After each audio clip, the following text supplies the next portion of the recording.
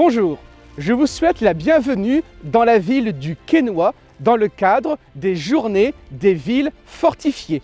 Aujourd'hui, j'aimerais vous parler de l'œuvre, du chef-d'œuvre fortifié de Sébastien le Prestre de Vauban, ingénieur militaire du roi Louis XIV et maréchal de France.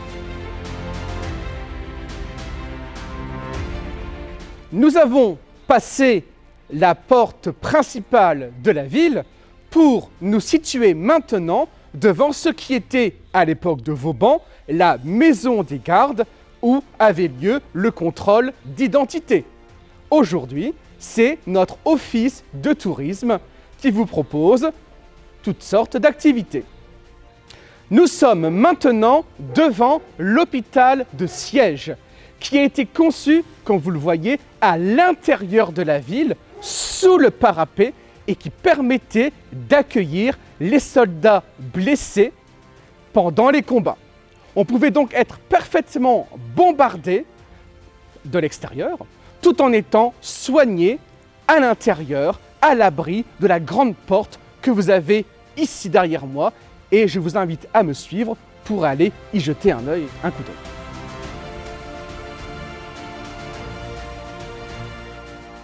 Nous sommes maintenant rentrés dans cet hôpital de Siège, ce grand volume en briques et en pierre dans lequel on peut imaginer une centaine de lits occupés par les soldats blessés ou mourants. Et c'est donc ici, caché de l'extérieur, que l'on pouvait être soigné du mieux possible. Regardez un peu l'importance de cet espace, et si vous êtes surpris par les câbles électriques au-dessus de ma tête, évidemment, il ne date pas de Vauban, il date de la Première Guerre mondiale. Nous allons maintenant emprunter ensemble le pas de souris, cet escalier que vous avez ici, très bien conçu, et qui permet très discrètement de remonter sur le parapet qui domine toute la vallée alentour.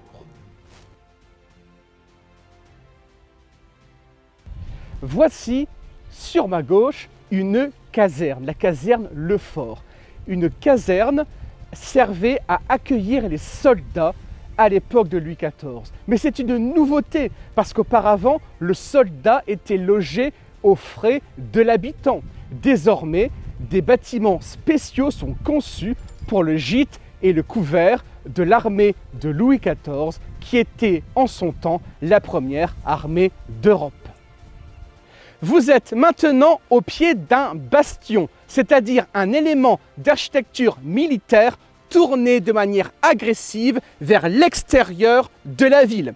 J'aimerais attirer votre attention sur la structure de ce bastion, car il y a bien sûr des tonnes de terre qui constituent le mur derrière moi, mais celui-ci est renforcé en partie inférieure avec du grès qui a la qualité de repousser l'humidité venant du sol. Vous avez ensuite un mur de briques qui a pour qualité d'impacter les coups de boulet venant de l'extérieur. Et dans ce mur de briques, vous remarquez des carrés, des pierres carrées. Ce sont en fait des boutisses. Ce ne sont pas simplement des cubes de pierre, mais bien des poutres complètes de pierre qui s'enfoncent dans l'épaisseur de ce bastion afin de renforcer l'ensemble de la structure. Derrière moi, vous avez ce cours d'eau qui dessine un lacet au pied des fortifications. Cela peut paraître étonnant, mais il s'agit des cunettes, un cours d'eau douce aménagé exprès pour les soldats de manière à avoir de l'eau claire et éventuellement de pêcher du poisson. Derrière moi, vous avez ce grand mur droit qu'on appelle un mur de courtine. Le mur de courtine fait la jonction entre deux bastions. Et donc, sur ma gauche, vous allez apercevoir un des bastions en question. Et ce bastion a cette forme très particulière en losange, et donc il a pour but de permettre des croisements de tirs entre bastions reliés par une courtine et d'empêcher ainsi l'avancée frontale des ennemis. Nous entrons maintenant dans une galerie de contre-mines qui était conçue pour pouvoir écouter les ennemis arriver et les empêcher de déposer des mines justement dans le volume des courtines. Comment faisait-on? Eh bien, on mettait au sol des casseroles d'eau et lorsque l'ennemi arrivait, les vibrations donnaient l'alerte. Ces galeries de contre-mines sont conçues de temps en temps sur l'espace extérieur de la ville et permettent justement de donner l'alerte. Il s'agit ici d'un long tunnel sombre qui est de temps en temps éclairé par des sortes de cheminées, histoire d'avoir un peu de lumière.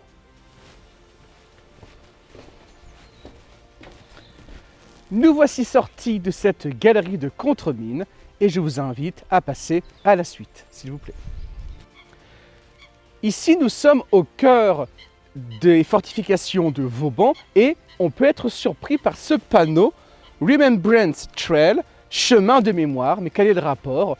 Eh bien, il se trouve que la ville du Quesnoy a été libérée par des troupes de Nouvelle-Zélande le 4 novembre 1918, à une semaine de l'armistice qui mettra fin à toute la Première Guerre mondiale. On a donc ici une forte présence néo-zélandaise, un fort souvenir, et nous allons entrer ensemble dans quelques instants dans ce jardin du souvenir. La ville du Quesnoy est devenue officiellement française après la signature du traité des Pyrénées en 1659, mettant fin à la guerre entre le Royaume de France et le Royaume d'Espagne. La ville du Quesnoy sera l'une des toutes premières modifiées, transformées par le maréchal de Vauban. La particularité ici, peut-être entendez-vous l'eau qui coule, c'est le réseau hydrographique. C'est-à-dire que par un ingénieux système de vannes et d'écluses, le fossé qui fait le tour de la ville peut être inondé sur 20 cm d'eau, suffisamment pour faire s'embourber les chevaux, les fûts de canon et les hommes. Nous sommes ici dans le mémorial des Néo-Zélandais, c'est-à-dire devant cet espace, ce balcon, cette tribune, ce bas-relief que l'on doit au sculpteur de Valenciennes Félix Desruelles, cet espace inauguré en 1923 pour rendre hommage à ces Néo-Zélandais qui ont donné le coup de poing pour libérer le Quesnoy en ce matin du 4 novembre 1918. Le bas-relief que vous avez derrière moi illustre le moment où le sous-lieutenant Leslie Averill prend une échelle et la dépose contre un des murs de la fortification pas très loin d'ici pour gravir le parapet et faire la jonction avec un autre lieu où il retrouve ses camarades pour progressivement libérer le Quesnoy.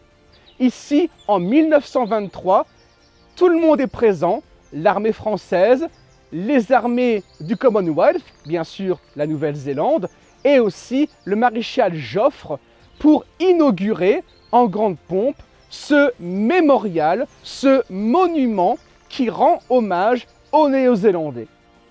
Et depuis 1923, chaque année, nous recevons des touristes néo-zélandais qui viennent se recueillir ici parce que leurs aïeux se sont dévoués à la libération du Quesnoy. C'est ainsi que se termine notre visite immersive dans les fortifications de Vauban, ici au Quesnoy. Je vous remercie de votre attention et je vous dis à très bientôt.